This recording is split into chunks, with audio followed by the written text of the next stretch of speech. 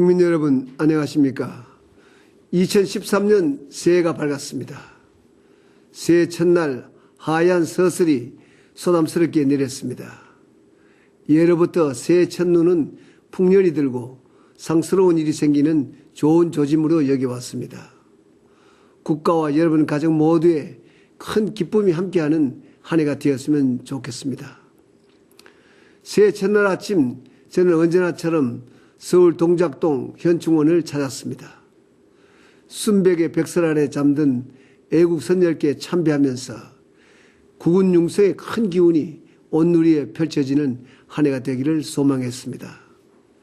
돌이켜보면 우리 근현대사는 세계사에서 유례를 찾아볼 수 없는 발전의 역사, 기적의 역사였습니다.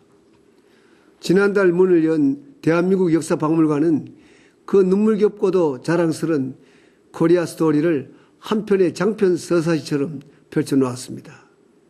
3.1 독립선언서나 우리 누이들이 밤새워 일하던 봉제공장과 다락방 같은 전시물 하나하나에 우리의 서름과 고뇌가 배어있고 희망과 의지가 묻어나는 살아있는 유물들입니다. 그 누구도 아닌 우리 할아버지, 할머니, 아버지, 어머니의 피와 땀과 눈물의 이야기가 있기 때문에 우리 어린이들과 젊은이들이 많이 가봤으면 좋겠습니다. 저도 전시품을 둘러보면서 정말 가슴이 뭉클했고 또 한편으로 격세지감을 느꼈습니다. 60여 년 전 오늘의 대한민국을 꿈으로조차 생각해 본 사람은 아무도 없었습니다. 그동안 우리 1인당 국민소득은 280배 이상 늘었고 무역은 3,000배나 커졌습니다. 원조 없이는 먹을 것, 입을 것조차 해결할 수 없던 우리가 원조를 주는 나라가 됐습니다. 전후 독립한 최빈국 가운데 그런 나라는 대한민국이 유일합니다. 이 모든 성과가 다른 나라를 침략하거나 남의 것을 빼앗은 것이 아니라 오직 우리 손으로 직접 땀 흘려 일군 것이기에 더욱 값지고 자랑스럽습니다. 우리 선조와 부모님께 진심으로 감사하고 우리 국민 모두에게 따뜻한 찬사의 박수를 보내고 싶습니다. 대한민국 역사박물관이 우리 국민이 큰 자긍심을 느끼는 국민 통합의 용광로, 젊은 세대가 내일을 꿈꾸는 미래 창조의 산실이 되었으면 좋겠습니다. 다른 나라 사람들에게도 큰 영감과 용기를 주는 명소가 될 것으로 확신합니다. 사실 우리는 잘 느끼지 못하고 있지만 대한민국은 어느덧 다른 나라가 배우고자 하는 나라가 되었습니다. 2011년 외국의 한 저명 잡지도 한국은 오래전에 세계가 주목하는 성장 모델이자 신흥 강대국이 되었는데 한국인들 자신은 잘 모르는 것 같다고 평가한 적이 있습니다. 특히 개발도상국에게 우리 대한민국은 정치, 경제, 사회 발전의 모델이자 국가 부흥의 살아있는 꿈입니다. 우리가 한때 그들과 같은 수준에서 출발해서 이제는 비교할 수도 없을 만큼 발전한 생생한 성공 사례이기 때문입니다. 그래서 반도체나 자동차, 휴대폰 말고도 세계가 사고 싶어하는 메이드 인 코리아 제품이 생각보다도 많습니다. 새마을 운동이나 개발 노하우는 물론이고 녹색 성장이나 강 살리기도 우리 사례가 큰 호소력이 있습니다. 부정부패와 비능률을 제거하고 깨끗하고 투명하며 효율적인 제도를 발전시켜 온 것도 세계적 귀감입니다. 이 모든 것이 한국 사례가 되어 개발에 나선 여러 나라에게 모범이 되고 있습니다. 우리가 잘하는 것이 다른 나라에게 귀감이 되고 용기를 주는 시대가 되었기 때문에 우리도 더 힘써 노력해야겠습니다.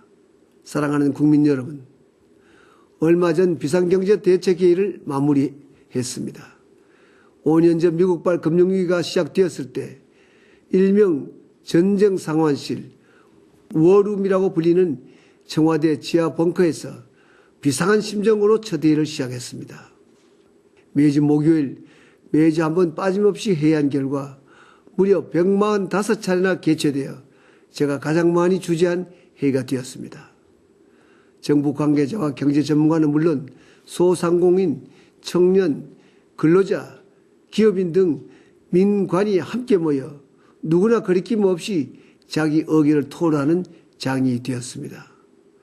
결론이 날 때까지 예정 시간을 훌쩍 넘겨 논의할 때가 많았습니다. 회의 중 40% 이상은 현장에서 직접 열렸습니다. 경제가 어려울 때는 현장에서 답을 찾고 신속하게 문제를 해결해 나가는 것이 중요하기 때문입니다. 이른 아침 새벽 시장부터 산업 현장까지 장소와 시간을 가리지 않고 기업 활동과 서민 생활이 살아 움직이는 현장을 찾아서 그 목소리를 직접 듣고 반영하고자 했습니다. 때로는 소상공인, 영세 상인들의 작은 애로를 현장에서 즉각 해결하는 것이 법률을 바꾸는 일보다 더 큰 도움이 됩니다. 대통령인 제가 직접 주재하고 관계부처 장관과 책임자들이 한자리에 모였기 때문에 정책을 빠르고 효과적으로 집행할 수가 있었습니다. 우리가 전대미문의 글로벌 경제위기를 비교적 성공적으로 극복해온 것도 이렇게 정부와 민간이 뜻을 모아 함께 노력하면서 신속하게 결정하고 곧바로 실천했기 때문이라고 생각합니다. 최근 미국의 저명한 외교 전문지는 글로벌 경제 침체를 전화위복의 기회로 삼아 도약한 국가들 가운데 대한민국을 첫 번째로 꼽았습니다. 국가신용 등급도 지난 5년간 OECD 국가 중 가장 많이 올랐고 연구개발비도 세계 2위 수준으로 높였습니다. 다른 나라 사람들은 글로벌 지수가 하락했는데 우리는 위기 속에서도 오히려 높아졌습니다. 그 원동력을 묻는다면 저는 민관이 소통하며 현장에서 답을 찾고 묵묵히 그리고 쉼없이 달려온 비상경제 대책회의 정신에서 그 답을 찾고자 합니다. 정부는 물론 우리 사회 전반에 이러한 정신과 문화가 좋은 전통으로 깊이 뿌리내리면 좋겠습니다. 그동안 위기 극복에 밤낮 없이 땀 흘려온 공직자, 기업인, 근로자 그리고 모든 국민 여러분께 진심으로 감사를 드립니다. 사랑하는 국민 여러분, 작년 11월 매우 기분 좋은 소식이 있었습니다. 어느 나라에서 태어나야 더 행복할까를 조사한 결과가 영국 이코노미스트지가 발행한 2013년의 세계라는 보고서에 실렸습니다. 미국, 독일이 16위이고 우리는 19위로 일본, 프랑스, 영국보다도 앞섰습니다. 어려움 가운데 땀 흘려 일한 결과 우리 아이들이 행복한 나라에서 태어나고 살게 된 것이 우리의 큰 보람이자 기쁨입니다.